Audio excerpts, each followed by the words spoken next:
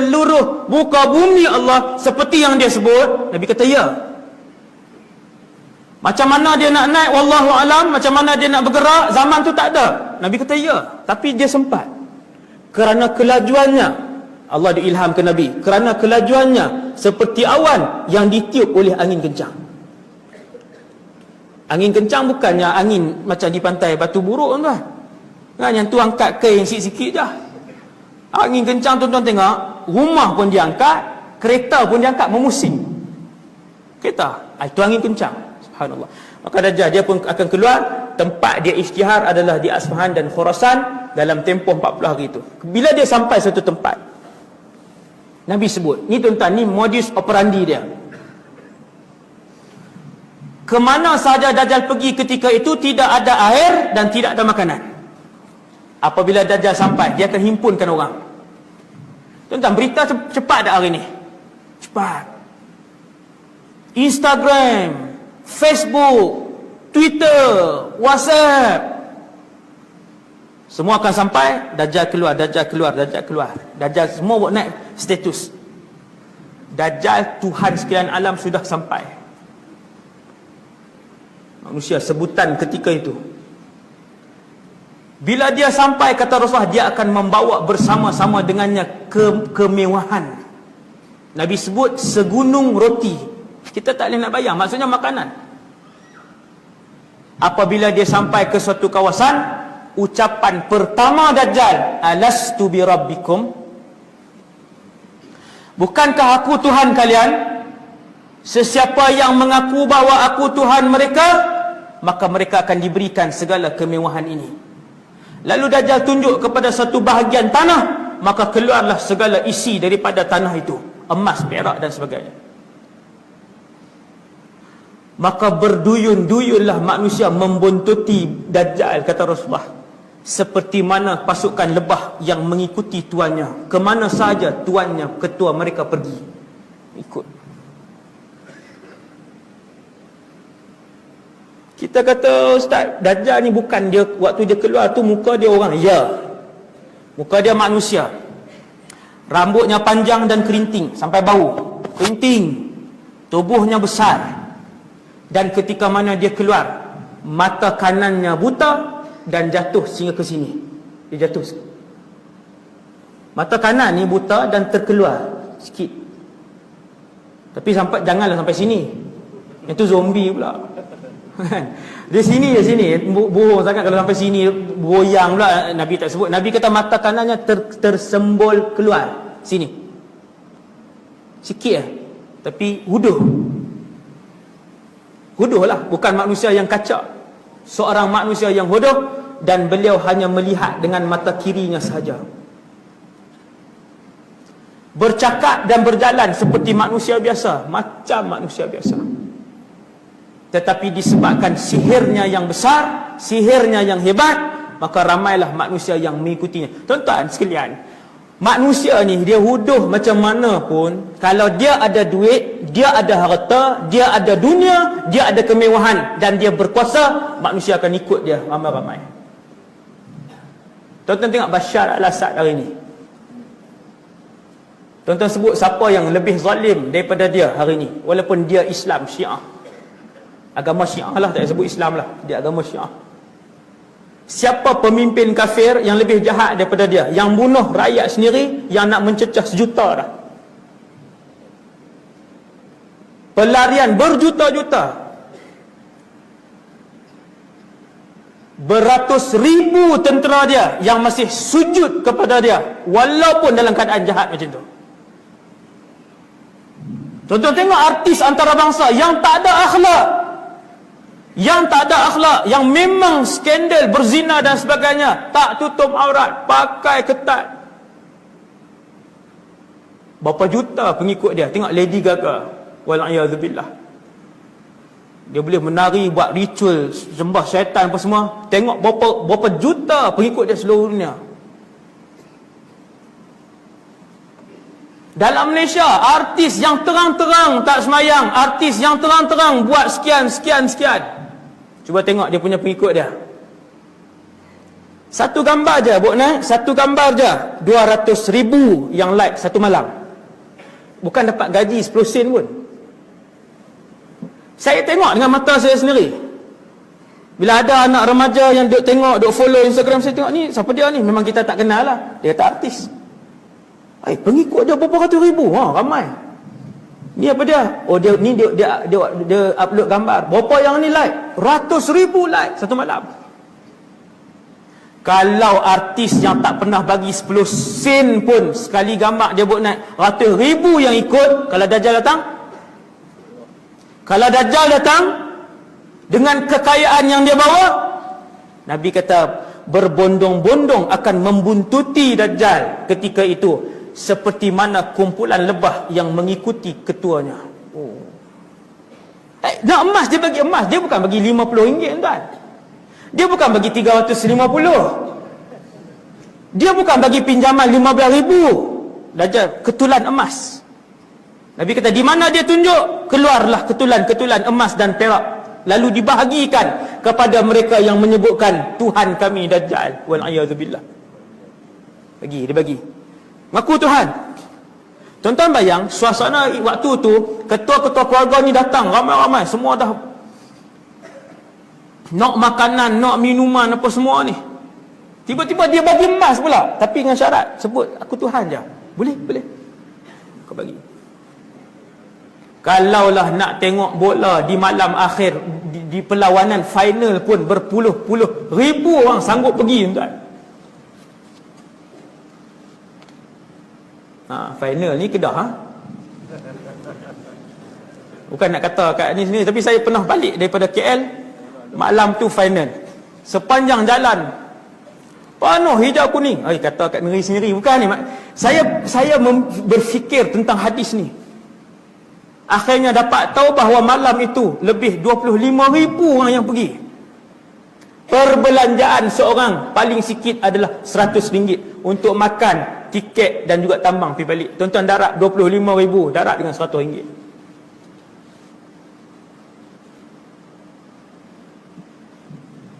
2.5 juta malam tu. Itu untuk tengok bola. Mana-mana pasukan lah yang terlibat dengan perlawanan akhir ni, mesti pergi berpuluh-puluh ribu orang.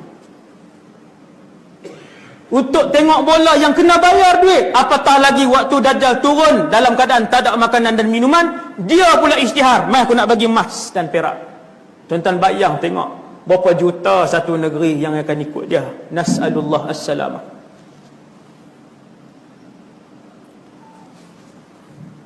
Dia sampai satu tempat, ucapan pertamanya, "Alastu bi rabbikum."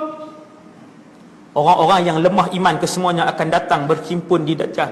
Orang yang beriman akan berhimpun di rumah. Satu rumah ada 5 orang, contoh. Adakah 5-5 selamat? Tidak. Ada rumah, anak dia pergi ikut Dajjal, 4 lagi selamat. Dia, isteri dan 2 lagi anak selamat. Ada rumah, suami isteri selamat, anak ketiga-tiga duduk dalam perhimpunan dengan Dajjal. Ada rumah, suami dan anak-anak selamat, mak pula pergi ikut Dajjal. Nabi kata sehinggakan lelaki-lelaki beriman mengikat isteri dan anak-anak perempuan mereka. Sebab yang paling tergiur dengan tawaran emas Dajjal adalah Nabi kata di kalangan wanita. Emas tu tak, bukan dia tawar ni. Emas. Siapa nak ambil emas? Bagi. Tentu yang ikut dia akan banyak ni. Okey, bagi. Yang mana ngaku aku Tuhan, ngaku. Okey, emas. Bukan kotak tisu. RM3 yang ni. Emas, ambil. Yang mengaku aku Tuhan, datang ambil emas. Yang mengaku aku Tuhan, datang ke sini ambil emas. Nabi kata wanita lah yang paling ramai sekali berlumba-lumba. Tuan-tuan bayang tengok. Ni Nabi cerita. Seorang suami yang soleh, dia duduk di rumah. Duduk jaga ni anak isteri apa semua ni. Tiba-tiba dia masuk tandas ke mana sat, kelak-kelak hilang isteri dia. Update, duk selfie depan Dajjal. Kami pegang emas ni, selfie. Suami pun tengok, Allahu Akbar, inna lillahi wa inna ilaihi raji'un. Nabi kata ketika itu kalian akan melihat lelaki-lelaki beriman akan mengikat isteri, ibu dan anak-anak perempuan mereka di rumah. Hadis selfie tadi tak ada lah. Tak lagi dia Kan pakat masuk dalam ni pula kan. Oh, ni hadis maudhu'. Yang tu tak ada. Yang tu saya buat praktikal. Dia punya bayangan keadaan dia macam tu, tuan-tuan. Elok aja duduk dengan Dajjal dah. Habis. Inna lillah wa inna ilaihi raji'un. Kemudian dia pusing pergi tempat lain. Dia pusing ke tempat lain. Maka kekallah orang beriman ketika tu makanan mereka ialah subhanallah walhamdulillah wala ilaha illallah wallahu akbar. Ada ayah, dia selamatkan isteri dia, dia selamat anak-anak dia. Setiap kali masuk waktu makan, kesemuanya berzikir bersama dan kenyang bersama. Apabila mereka nampak Dajjal, mereka akan nampak pada Dajjal bukan mata satu, tuan-tuan. Dajjal mata dua macam ni. Mata dua manusia biasa, cumanya mata kanan buta. Apabila kamu melihat Dajjal, kata Rasulullah, kamu akan melihat di dahinya tertulis tulisan kaf, fa, ra, kafir. Tulisan itu tidak ditulis dengan pen, tidak ditulis dengan dakwat, tidak ditulis dengan cat, tetapi tulisan itu hanya boleh dibaca dengan mata hati yang terang dan bersih. Yang ni bersih, dia cahayakan mata nampak. Orang lain tak nampak. Andainya kita melihat Dajjal dengan isteri kita, contoh, kita nampak, isteri kita kata tak ada. Dia Tuhan betul ni abang. Isteri kita kata lihat di dahi dia. Dulu ustaz dah sebut dah. Rasulullah dah pesan dengan kita, di dahinya tertulis kaf, fa, ra. Itulah Dajjal yang mengaku Tuhan dan dia adalah penipu besar. Isteri kita duduk sebelah kata tak nampak. Ya, memang bukan semua orang yang akan nampak tulisan itu. Tuan tengok. Tuan-tuan, nak tahan 400 hari tanpa makan dan minum. 400 hari tanpa makan dan tanpa minum. Siapa yang boleh tahan waktu tu? Mereka yang benar-benar beriman saja. Maksudnya munafik akan ikut Dajjal, fasik akan ikut Dajjal. Cerita dia macam ni. Dajjal pergi ke seluruh dunia, dia boleh masuk. Tak kira lah di situ ada 100 wali ke, 1000 wali ke. Macam disebutkan bumi Yaman, bumi 1 juta awliya. 1 juta ke, 10 juta ke, Dajjal masuk. Ni nak beritahu tak ada tempat kecuali 2 tempat. Kata Dajjal kepada Tamim, tadi saya tak sebut. Dajjal sebut kepada Tamim, akan aku pusing setiap kampung kecuali Makkah dan Taibah. Maka Rasulullah pun sebut, Makkah itu Makkah, Taibah itu ialah Madinah, Taibah itu ialah Madinah, Taibah itu ialah Madinah. Dajjal sebut Taibah. Madinah ada banyak nama, Tabah, Taibah, Madinah, macam-macam nama dia, nama Madinah. Nabi kata inilah bumi yang Dajjal tak boleh masuk. Ketika Dajjal pergi ke ke Madinah, sampai di Madinah, dia tetap cuba masuk. Bila pergi ke Madinah, dikelilingi Madinah itu oleh para malaikat yang lengkap bersenjata. Malaikat lengkap bersenjata keliling Madinah. Maka Dajjal pusing dengan tentera-tentera elit dia. Waktu tu bukan 70,000 dah. Kau ramai yang pengikut dia, berapa ramai tuan? Keliling. Kata Dajjal, tidak ada 1 inci pun daripada bumi Madinah kecuali ada malaikat yang lengkap bersenjata. Di zaman tu zaman menarik tu tuan-tuan. Kalau ketika itu kita berada di Madinah, kita akan melihat malaikat itu juga. Zaman tu zaman menarik lah. Zaman itu kita akan lihat Nabi Isa, hidup dengan Nabi Isa, melihat Dajjal, hak Nabi duk cerita ni. Kemudian Dajjal pun berundur. Lalu dia pun naik ke bukit Uhud. Ini antara cerita yang saya akan sebut kalau kita pergi ke kawasan Uhud. Bila Dajjal naik ke atas bukit Uhud, lalu dia berdiri menghadap ke Masjid An-Nabawi. Lalu Dajjal pun tunjuk kepada semua tentera dia. Dzakal qasrul abyad Masjidu Ahmad. Tuan-tuan dengar hadis ni. Dajjal naik bukit Uhud, dia menghadap ke Masjid Nabawi. Kalau tuan-tuan pergi kawasan Uhud hari ni, tuan-tuan naik bukit pemanah tu, tuan-tuan menghadap ke Masjid Nabawi, tuan-tuan akan nampak menara-menara daripada jauh. Satu hari nanti Dajjal akan naik bukit Uhud, dia akan tunjuk kepada pengikut-pengikutnya, kata Dajjal, itulah istana putih Masjid Ahmad. Tuan-tuan, Masjid Nabawi hari ni warna apa? Kalau tuan-tuan tengok daripada jauh, warna putih. Hari ni tuan-tuan tengok daripada jauh, Masjid An-Nabawi hak panjang tu berwarna putih dan dia berbentuk seperti istana. Hadis ni hadis sahih.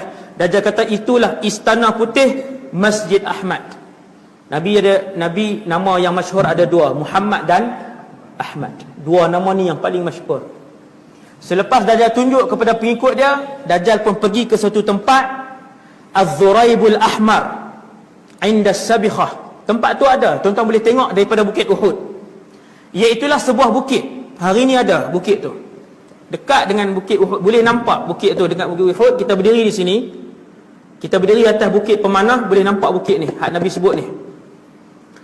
Nabi kata fayad'u ruwaqahu, di sanalah Dajjal akan menempatkan tentera-tentera dan membina kemnya atas bukit ni. Tuan-tuan yang dirahmati Allah, hari ni bukit ni, di atas bukit ini sudah lengkap dengan infrastruktur dan lapangan terbang. Dah ada dah, kerajaan Saudi tolong buat dah. Oi, bahaya tu ayat tu. Nampak? Bukit yang Nabi sebut itu, Az-Zuraibul Ahmar itu, hari ni di atas bukit tu sudah lengkap. Cuma tuan-tuan duk pergi umrah, Mutawif tak nak cerita. Mutawif duk tunjuk kurma sedap di sini, jubah murah di sini. Ni tempat-tempat ni.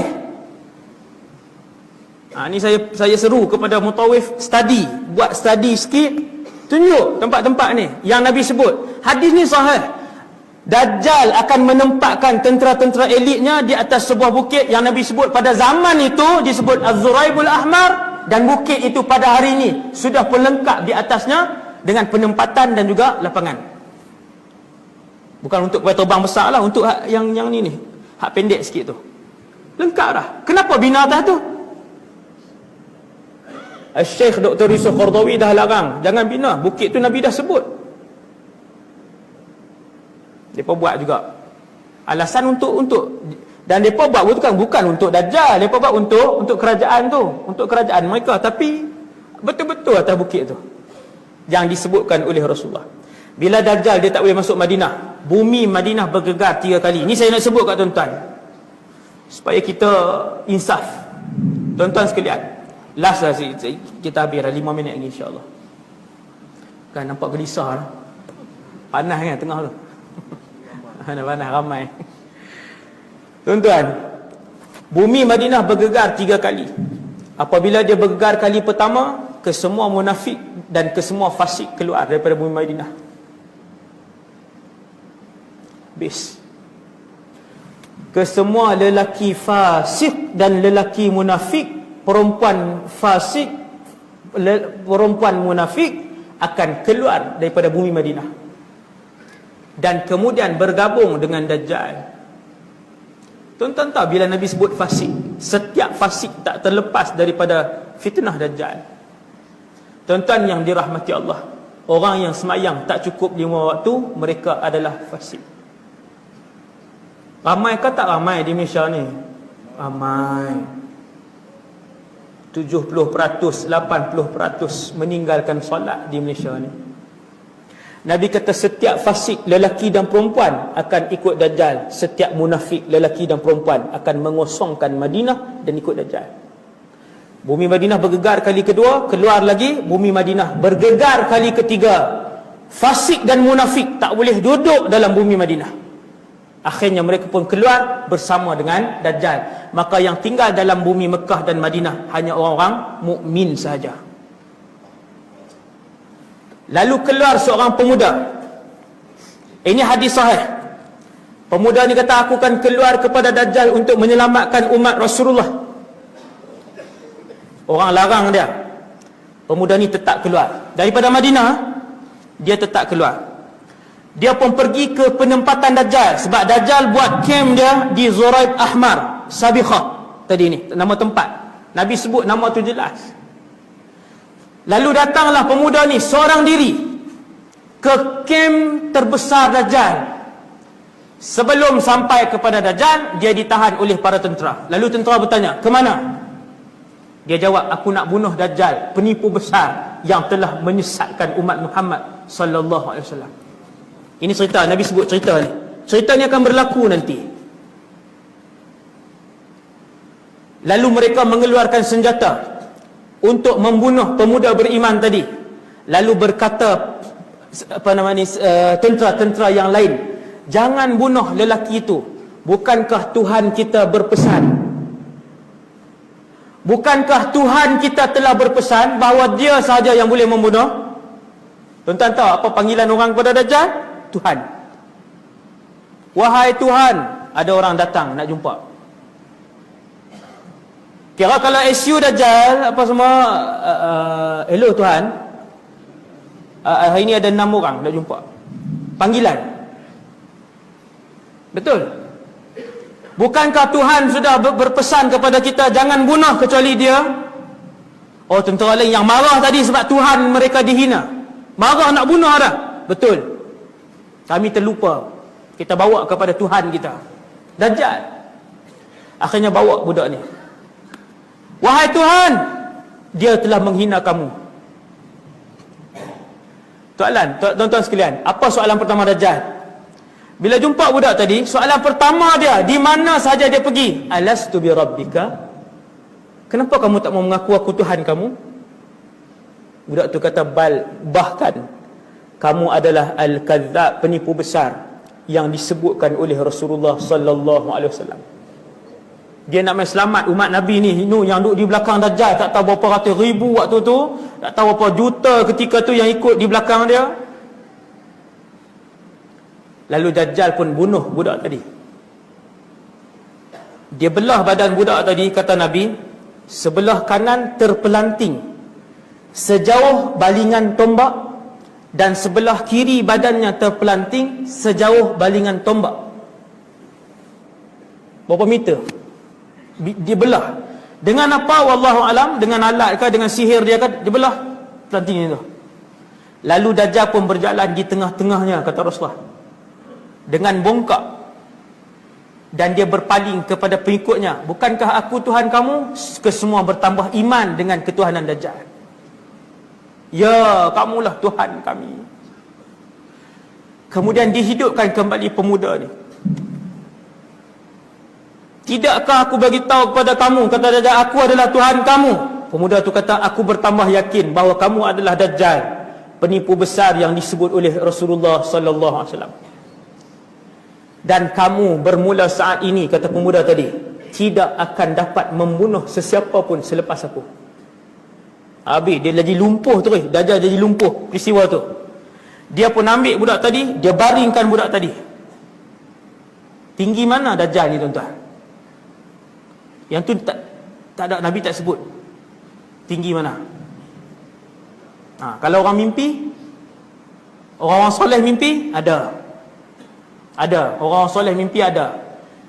Dan setiap kali saya berceramah ke seluruh Malaysia, ada orang akan mai jumpa saya, bila bagi tahu tentang Dajjal ni yang Allah tunjuk dalam mimpi, Allah boleh tunjuk. Seperti mana Allah juga boleh tunjuk kita dengan Rasulullah, Allah juga boleh tunjuk kita dengan Dajjal. Tuan-tuan sekalian, tiap-tiap kali orang cerita kat saya, ketinggian dia sama. Ni yang paling suspense sekali ni. Ketinggian dia sama. Saya dengar daripada orang pertama, kedua, ketiga, keempat. Bila mereka main cerita apa yang mereka mimpi, saya akan tanya sifat dia, 1, 2, 3, 4. Kesemua akan menyebutkan sifat yang sama. Wallahu a'lam. Yang ni bukan dalil. Setiap kali saya tanya, mereka akan sebut tinggi Dajjal ni setinggi tu. Apa? Tu yang ada ni tiang ni yang ada putih tu. Yang apa dia tu? Speaker. Tu yang bawah pada speaker tu. Setiap kali saya tanya, ini bukan hadis. Ini bukan hadis, tak boleh dijadikan hujah. Lilistiknas sahaja, untuk sebagai panduan sampingan, dan dia bukan hadis. Tapi setiap kali saya tanya, bila saya kata tinggi mana, saya kata tinggi tiang elektrik. Tak, tu tinggi sangat ustaz. Setiap orang yang cerita kat saya. Akhirnya saya tunjuk siling rumah saya.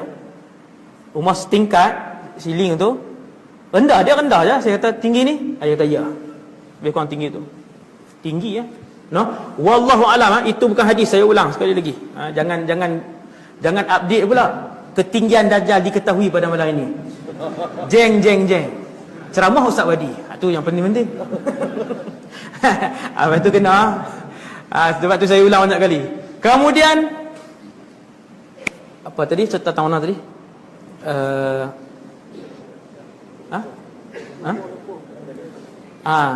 Budak tadi Dajjal baringkan dia, lalu disembelih budak tadi. Allah Subhanahu Wa Taala, hadis sahih ni, menukarkan tengkoknya menjadi tembaga di sini. Tak boleh nak sembelih, tak boleh. Akhirnya Dajjal pun dia malu. Dia pengikut ramai. Dia malu, dia tak boleh bunuh budak ni, lalu dicampakkan ke dalam api. Kata Rasulullah, di mana sahaja Dajjal pergi, dia akan bawa dua. Api yang menyala-nyala dan sungai yang sejuk. Apabila kalian melihat api dan sungai, terjunlah, Nabi sebut terjunlah ke dalam api yang menyala-nyala itu, kerana di dalamnya adalah sungai yang sejuk. Nabi sebut falyaqam, terjunlah di dalam api yang menyala itu, kerana itu sebenarnya adalah sungai yang sejuk. Dia balik. Zaman fitnah. Zaman Dajjal ni zaman fitnah. Manusia dah tak boleh tahu yang mana yang hak, yang mana yang batil, yang mana yang palsu, yang mana yang benar, kecuali mereka yang diberikan mata hati. Antara mata hati yang paling tajam ialah dengan mengamalkan surah Al-Kahfi, insya-Allah. Akhirnya Dajjal pun dia dikejar oleh Nabi Isa alaihissalam dan dibunuh di habis tu ni. Saya ambil hak penutup tu. Lewat dah tuan-tuan. Akhirnya Nabi Isa pun turun daripada langit yang kedua, solat di Damsyik, Syria bersama dengan pasukan mujahidin. Habis sembahyang subuh, ataupun dua riwayat kedua-duanya sahih. Habis sembahyang subuh, keluar buka pintu masjid, depan sekali ada Dajjal. Bila Dajjal tengok Nabi Isa, dia pun berlari sekuat-kuatnya. Antara mukjizat Nabi ialah sesiapa sahaja yang menghidu wangi-wangian tubuh badan Isa, maka orang kafir itu akan mati serta-merta. Mukjizat dia. Akhir zaman nanti mukjizat Nabi Isa. Siapa bau wangi-wangian Nabi Isa di kalangan orang kafir, mati. Bila Dajjal nampak, dia terus lari, dia laju. Dia pergi ke Palestin. Syria tepi Palestin. Kesemua pengikut dia, tentera-tentera elit dia lari ke Palestin. Dajjal dikepung di Babul Lud dan dibunuh oleh Nabi Isa. Kemudian pengikut-pengikut dia dibunuh oleh tentera-tentera mujahidin yang berbaki, termasuklah ketika tu Imam Mahdi. Waktu itulah tentera-tentera Yahudi dan tentera bukan Islam berselindung di sebalik batu dan pokok. Kesemua batu dan pokok bercakap ketika itu, wahai tentera Islam, datanglah, di belakang aku ada Yahudi, mai bunuh dia. Kecuali satu jenis pokok itu adalah pokok Gharqad, kerana dia adalah pokok Yahudi dan dia tidak bercakap kepada tentera Islam. Balik cari ingat pokok Gharqad. Boleh tengok pokok Gharqad tu. Paling banyak di Israel. Paling banyak pokok tu di Israel, dan akhirnya dibunuh Dajjal oleh Nabi Isa. Walhamdulillahirabbil alamin. Kadar tu dulu insya-Allah ceramah saya pada malam ni. Moga kita mendapat iktibar daripada apa yang saya sampaikan. Subhanakallahumma bihamdik asyhadu an la ilaha illa anta astaghfiruka wa atubu ilaik. Bismillahirrahmanirrahim. Wal 'asr innal insana lafi khusr illa alladhina amanu wa amilus solihat wa tawassaw bil haqq wa tawassaw bis sabr. Bismillahirrahmanirrahim. Alhamdulillah wassalatu wassalamu ala Rasulillah wa ala alihi washabbihi wala. Allahumma 'allimna ma yanfa'una, ya Allah, ajarkanlah ilmu yang bermanfaat kepada kami, wanfa'na bima 'allamtana, ya Allah, manfaatkanlah ilmu yang Kau curahkan kepada kami, wazidna ilman wa amalan wa ikhlasan fi hayatina, tambahkanlah kepada kami ya Allah ilmu, amal ibadah dan keikhlasan dalam kehidupan kami. Selamatkanlah kami ya Allah, anak-anak kami dan isteri kami, ahli keluarga kami daripada segala fitnah dunia dan juga fitnah Dajjal. Walhamdulillahirabbil alamin. Assalamualaikum warahmatullahi wabarakatuh.